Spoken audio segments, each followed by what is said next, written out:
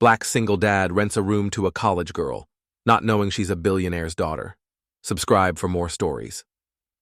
In a modest apartment block, a piece of paper taped to a door advertised a room for rent. This was the home of David Okoro, a single father who was barely managing to keep his head above water. When a young woman named Chinelo, about 20 years old and dressed with striking simplicity, asked about the room, he readily agreed. That first night, as he took the garbage out, David saw a glint of silver on her wrist. It was a bracelet bearing the emblem of Varga Holdings, the billion-dollar conglomerate that had discarded him a year and a half earlier.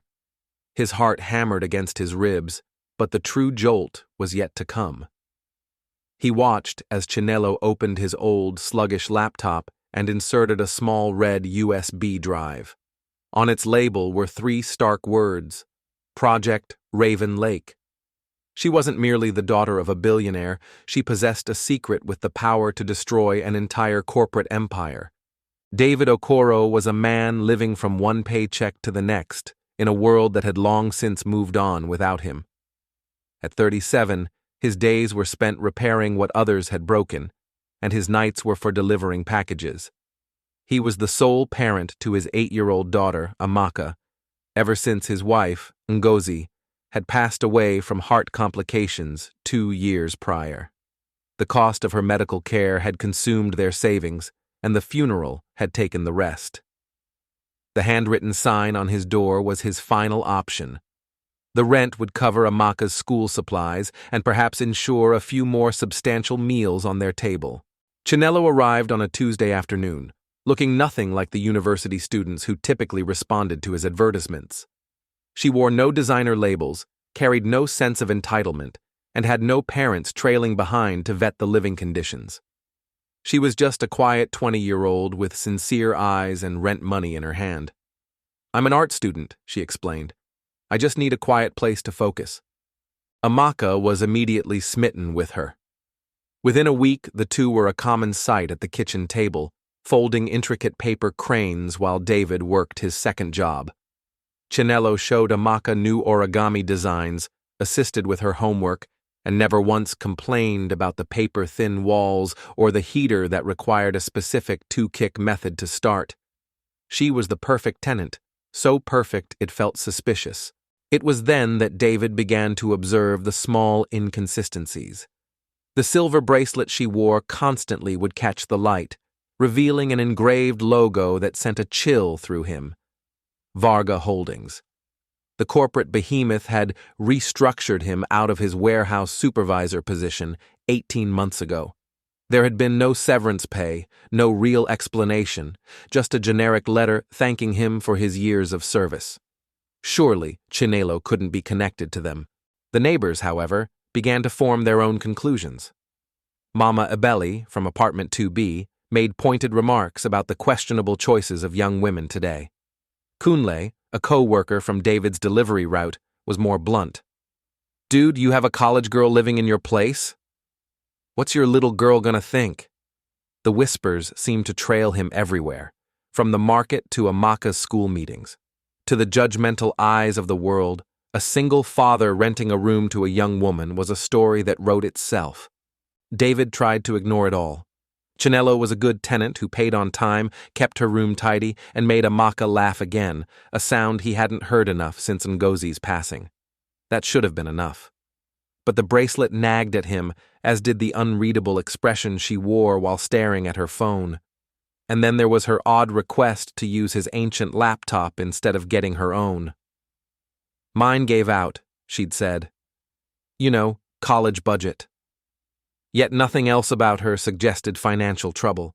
Her clothes were simple but of high quality, her art supplies were professional grade, and the leather of her backpack once absorbed a juice spill without a single mark, a quality of leather that cost more than David's monthly earnings. One evening, returning from taking out the trash, he glanced through the kitchen window. Chinelo was at his laptop, but she wasn't typing. She was carefully inserting something small and red into the USB port. The moment she saw him approaching, she snapped the laptop shut and offered her usual warm smile. "Making some tea," she said, gesturing to the kettle. Want a cup? But David had seen the red drive and the haste with which she concealed it. That, combined with the logo on her wrist connecting her to the company that had shattered his life, was too much. Upstairs, his innocent daughter was folding paper cranes with a woman who might be a complete stranger. That night, with Amaka and Chinelo asleep, David made a choice that would irrevocably alter their lives. He had to uncover the truth about who Chinelo really was. For 3 weeks, Chinelo integrated herself into their small family in a way that felt both wonderful and precarious. She helped Amaka with art projects, teaching her complex origami, and somehow made their small apartment feel less like a place of struggle. When David's shifts ran late, Chinelo ensured Amaka was fed and her homework was done. When Amaka woke from nightmares about her mother, Chinelo would sit with her until she drifted back to sleep. She was everything David could have hoped for in a tenant, someone who seemed to genuinely care for his daughter. So why did it feel like he was sharing his home with a phantom? The clues were subtle but persistent. Her rent was always paid in crisp new bills, the exact amount. She never got takeout, yet their fridge was consistently stocked with high-quality groceries, and that bracelet, the one bearing the Varga Holdings logo, was never removed. David had given 6 years of his life to that company's warehouse division. It was a stable job with good benefits, the kind of employment that allowed a man to dream about his child's future. Then the restructuring came. 37 employees were dismissed in a single day, escorted out by security with their lives packed into cardboard boxes. Ngozi was already ill, and the loss of his job meant the end of their insurance. The subsequent medical bills had consumed everything they had ever built. Chinelo couldn't possibly know about that, could she? The uncertainty was a constant weight, especially when he saw her with Amaka. His daughter's laughter had returned, filling the silence left by grief. Chinelo had given them both a renewed sense of hope. The illusion shattered on a Saturday morning at the local market. David was at the checkout, counting coupons, trying to see if he could afford the brand-name cereal Amaka wanted, when his card was declined. "I'm sorry," he mumbled to the cashier, his face hot with a familiar shame. "Can you take off the—" "I've got it," a quiet voice said beside him.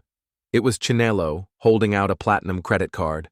The cashier, who had been impatiently tapping her nails just moments before, instantly became polite and attentive. The card was processed without issue, covering a bill that was far more than David could have managed. The other shoppers stared, their judgment palpable. He was the single father who couldn't even buy groceries, rescued by his young, affluent tenant. The walk home was heavy with silence, the bags full of food Chinelo had paid for feeling like stones in his hands. Finally, David asked the question that had been building inside him for weeks. "Who are you, really?" Chinelo stopped, her gaze fixed on the pavement, her fingers fiddling with the silver bracelet. "I am who I said I am," she whispered. "I'm just not who you think I am." Later that evening, after Amaka was in bed, Chinelo knocked on David's bedroom door. "Can we talk?" She sat on the edge of his bed, looking much younger than her 20 years, and delivered a truth that fractured his world anew. "My name is Chinelo Varga. My father is Chief Obinna Varga." The breath left David's body. "Your father—" "I know what his company did to you," she said, tears streaming down her face. "I found your name in the employment records. Ngozi Okoro was listed as your emergency contact. Then I found her death certificate." David's hands curled into tight fists. "You investigated me?" "I investigated my father's company," she corrected. "You were just part of the devastation I found along the way." The room seemed to tilt. This young woman whom his daughter had grown to love was the child of the man responsible for his ruin, the billionaire whose business decisions had cost David his job, his insurance, and his ability to save his wife. "Why?" His voice was a raw whisper. "Why are you here?" Chinelo reached for the old laptop on his dresser, the one she'd been using for weeks. With trembling hands, she opened it and removed the red USB drive he had seen her hide. Because of this, the drive was labeled in precise script. Project Raven Lake. Do not disclose. What is it? He asked. Proof, she said. Proof that Raven Lake wasn't just corporate downsizing. It was the deliberate contamination of the water supply to drive down property values for a land deal. 17 people died from that water. The layoffs were just a cover to get rid of anyone who might talk. David's world spun on its axis. 17 people? Chinelo nodded, her face pale. Including Ngozi Okoro. The heart complications. They were caused by long-term exposure to the industrial chemicals my father's company dumped into the city's water system. The small USB drive sat between them like an explosive device. Ngozi didn't just die because I lost my job, David said slowly, the pieces falling into a horrific picture. She died because your father poisoned her. Yes. Outside, a black SUV had been parked across the street for nearly an hour. Chinelo had noticed it first, her body tensing with a familiar fear. They know I have it, she whispered. They know I'm here. And now they know about you and Amaka. As if summoned by her words, the SUV's doors opened. 3 men in expensive suits stepped out, their movements precise and menacing. They were coming for Chinelo, and they did not look like men who intended to leave any witnesses behind. The knock on the door at precisely 9:47 p.m. was not the polite tap of a neighbor. It was the sound of power demanding entry. David looked at Chinelo, her face a mask of terror, the USB drive clutched in her hand. Mr. Okoro, a voice called out, we need to discuss your tenant. David's fatherly instincts took over. Whatever secrets Chinelo carried, his daughter was sleeping upstairs. Just a moment, he called, whispering urgently to Chinelo. Hide that drive. Now. She shoved the USB back into his laptop, just as he opened the door to 3 men in suits that cost more than his monthly rent. Behind them, neighbors peered out, drawn by the commotion. The man in the center, older with silver hair, was clearly her father, Chief Obina Varga. His dismissive gaze swept past David and landed on Chinelo. Anna, it's time to come home. I am home, she replied quietly. The chief let out a cold laugh, gesturing with disgust at David's humble apartment. This is what you call home? A cramped rental with a maintenance worker? But Chinelo stepped forward, her chin lifted in defiance. No, she said, her voice ringing out for the growing crowd of onlookers to hear. I'll explain. My name is Chinelo Varga. My father is Chief Obina Varga, CEO of Varga Holdings, and I have documents proving his company murdered 17 innocent people. The accusation landed with the force of a physical blow. Mama Ebele gasped. Kunle let out a low whistle. The chief's composure finally fractured. Ngozi Okoro, Chinelo continued, her voice gaining strength.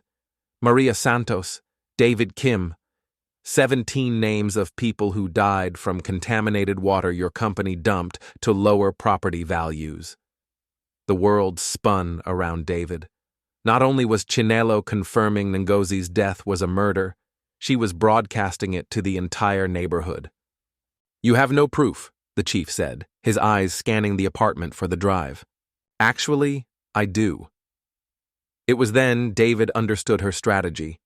She wasn't just confronting her father, she was creating an army of witnesses.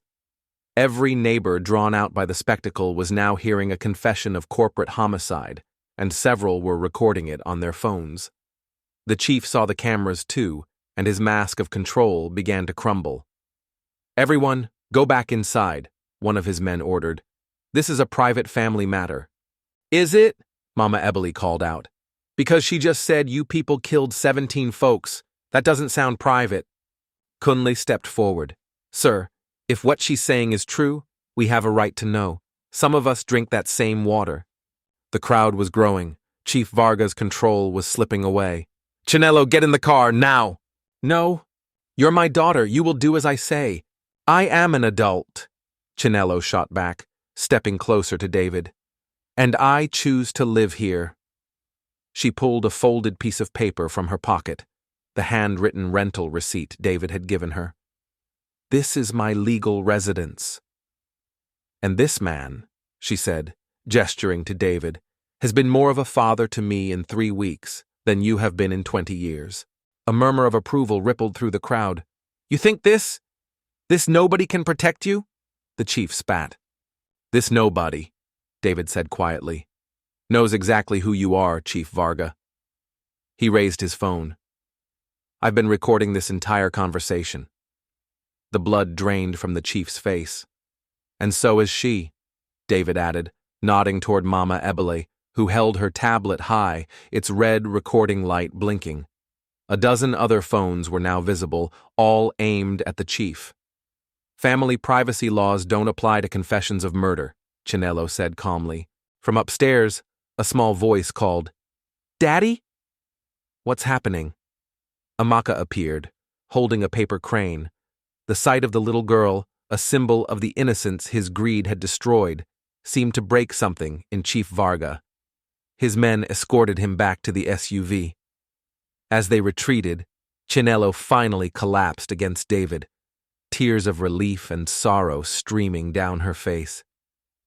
"I'm so sorry I brought this to your family," she sobbed. David looked at Amaka, still clutching her paper crane, her eyes full of trust.